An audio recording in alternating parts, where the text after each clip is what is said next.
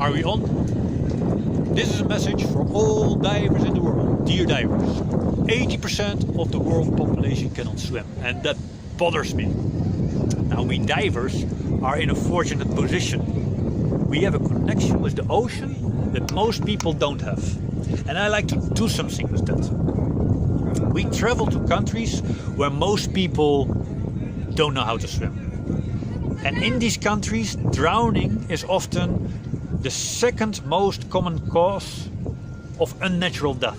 And because of that, the population is scared of the sea. To them, the ocean is a frightening and dangerous place, and the fact that you have to protect that ocean, they understand even less. And there we are. We divers with our custom-made wetsuits and our expensive diving equipment. And the locals, they look at us and they think by themselves, the ocean is not for us. The ocean is only there for rich and brave tourists. And that has always bothered me, because diving is something that everybody can learn and it doesn't have to cost too much. Okay, scuba diving is expensive, but freediving, skindiving and snorkeling doesn't require a lot of money. So I wrote a program specially for traumatized non-swimmers with little money. And in 2 days, those people transform from non-swimmer to beginning diver. And all at once they fall in love with the ocean. And they want to learn more. And they want to invite their friends and family and loved ones. And now they also get sad when they see rubbish floating about in the ocean. This positive change in mindset can be brought on by any diver to any non-swimmer. We can mean so much to them, we can answer their questions, and we can share our love for the ocean with them. But how do you do that? How do you teach a non-swimmer to become a diver? I'm Jeroen Elout from Freediving Coaches of Asia, and our program is available for online for anyone that wishes a safe and simple step-by-step approach. The very first thing you have to start with is in shallow water to teach a non-swimmer how to survival float, how to float without moving at all. And most divers know how to float without moving at all. But for non-swimmers, that's a revelation. And it can easily take them 2 or 3 days before they master it.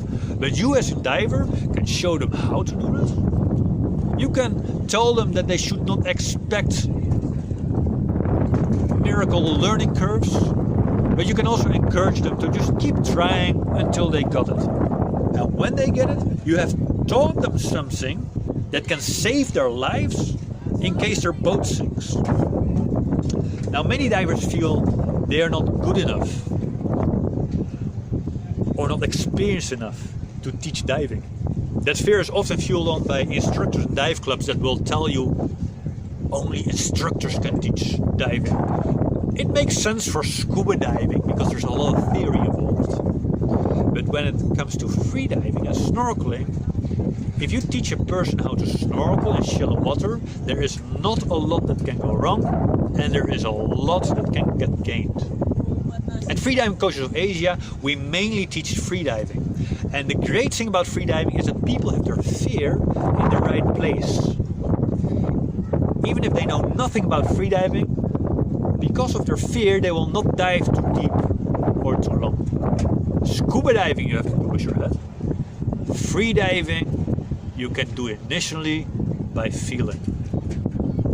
If you're a diver and you also like to help non-swimmers to overcome their fears, then we like to invite you to our sponsored free of charge 10-day dive coach training, which we run 4 times a year in the Philippines and once a year in Taiwan, Zambia and Thailand.